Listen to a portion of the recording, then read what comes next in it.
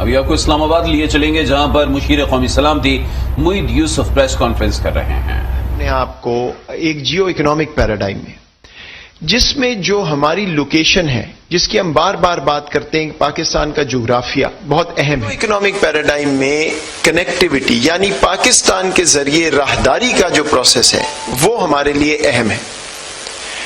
اور آپ جانتے ہیں کہ چین سے تو ہمارا چائنا پاکستان اکنامک کوریڈور اور سی پیک کے ذریعے راہداری کا ایک پورا منصوبہ جو ہے وہ جاری ہے، لیکن سینٹرل ایشیا کی جو ممالک ہیں اور اس میں ازبکستان ایک کرٹیکل رول ادا کرتا ہے، ان سے اس طرح کی ہماری جو ہے انگیجمنٹ نہیں رہی ماضی میں جیسے شاید ہونی چاہیے تھی. اب ازبکستان، پاکستان اور افغانستان، ظاہری بات ہے راہداری جو ہے وہ افغانستان کے ذریعے ہی آنی ہے.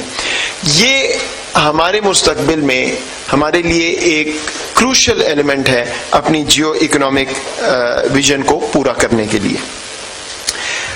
اسی سلسلے میں وزیر اعظم صاحب اور ان کے صدر نے پچھلے ہفتے فون پہ بھی رابطہ کیا، افغانستان کی صورتحال پہ بات چیت کی.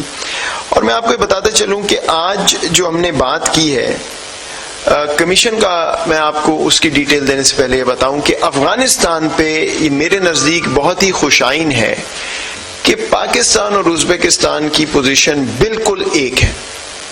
آج میری ان سے کافی لمبی گھنٹہ بھر کی ملاقات 1-on-1 ہوئی، اس میں بھی ہم نے یہ بات کی، پھر اس ڈیلیگیشن کے حوالے سے بھی یہ بات ہوئی سیشن میں.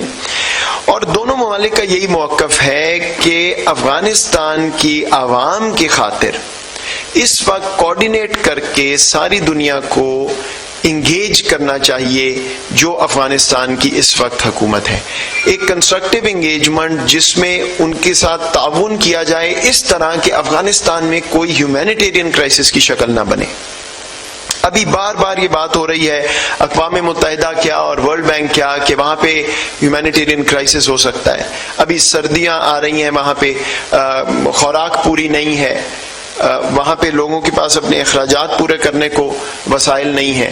اور یہ جس طرح معاملہ جا رہا ہے، اگر دنیا نے کنسٹرکٹیولی کوارڈینیٹ کر کے انگیج نہ کیا تو خدا نخواستہ معاملات اور خراب ہو سکتے ہیں. اس لیے پاکستان کا موقف آپ کے سامنے واضح ہے، ازبکستان کا بھی بالکل یہی موقف ہے.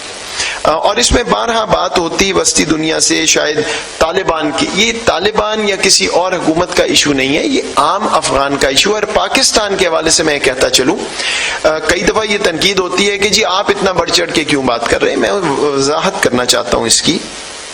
دیکھیے 4 دہائیوں سے افغانستان ایک جنگ کی صورت میں ہے.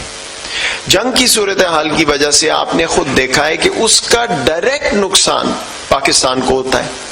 9/11 کے بعد سے 80,000 ہماری کیجولٹیز ہو چکی ہے، $150 بلین سے زائد ہمارا معیشت کو نقصان ہو چکا ہے. آپ نے دہشت گردی کی لہر پاکستان میں دیکھی جس کے سارے تانے بانے جڑتے ہیں جا کے جو افغانستان میں ملٹری کیمپین 9/11 کے بعد ہوئی. تو ہم تو اس کے سب سے بڑے وکٹم ہیں. اس لیے جب ہم بات کرتے ہیں افغانستان میں استحکام کی، ایک تو یہ کہ ہمارے افغان بہن بھائی ہیں، ان کا حق ہے، 4 دہائیوں سے وہ وہاں ایک جنگ کی صورتحال میں رہ رہے ہیں. لیکن دوسرا یہ کہ ہمیں اپنی سلامتی کے لیے یہ ضروری ہے ہمارے لیے کہ افغانستان میں استحکام ہو اور وہاں پہ امن کی شکل جو ہے مستقل طور پر قائم رہے. اس لیے یہ ہمارا حق ہے بحیثیت پاکستان دنیا کو یہ بات باور کرانا کہ وسطی دنیا کے لیے شاید 10,000 میل دور بیٹھ کے یہ ایک لگژری ہو، لیکن ہمارے لیے ہمارے پاس کوئی آپشن نہیں ہے افغانستان سے ڈس انگیج کرنے کی. ہم چاہتے ہیں کہ دنیا ان کو سپورٹ کرے تاکہ عام افغان جو ہے اس کے لیے مسائل نہ بڑھیں. یہ ایک سیاسی معاملہ نہیں، ہمارے لیے یہ ایک ہیومینیٹیرین اور ہماری قومی سلامتی کا معاملہ ہے. تو اس پہ پاکستان اور ازبکستان کا مکمل اتفاق ہے افغانستان کی پوزیشن پہ. افغانستان اور پاکستان SCO کے فورم میں، شنگھائی کوآپریشن آرگنائزیشن جو ہے اس میں بھی اکٹھا کام کرتے ہیں اور اس میں بھی بہت سے عناصر ہیں اس پرٹیکولر فورم کے جس میں دہشت گردی کے خلاف کوآپریشن، جس میں سیکیورٹی کے باقی معاملات پہ کوآپریشن، وہ بھی دونوں ممالک جو ہیں انہوں نے ری افرم کیا ہے وہاں پہ کوآپریشن.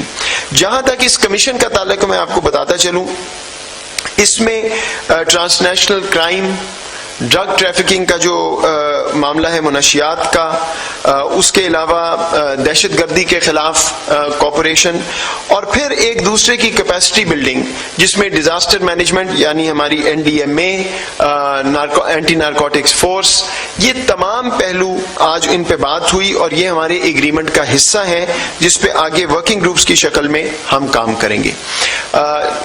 उज़्बेकिस्तान के साथ पहले ही हमारी मिलिट्री एजुकेशन पे, डिफेंस कोऑपरेशन पे MOUs मौजूद हैं, उनको भी इसी प्रोसेस में आगे लेके दोनों ममालिक चलेंगे। आज की जो मीटिंग थी और जो प्रोटोकॉल है उसके मेमोरान में ministry of interior, ministry of narcotics control, ministry of defence, foreign office, हमारे NDMA, लॉ मिनिस्ट्री और FBR ने शिरकत की, और इस सारे को कोऑर्डिनेट करने के लिए नेशनल सिक्योरिटी डिवीजन जो है वो इसका मेन कोऑर्डिनेटिंग फंक्शन और कोऑर्डिनेटिंग बॉडी होगी।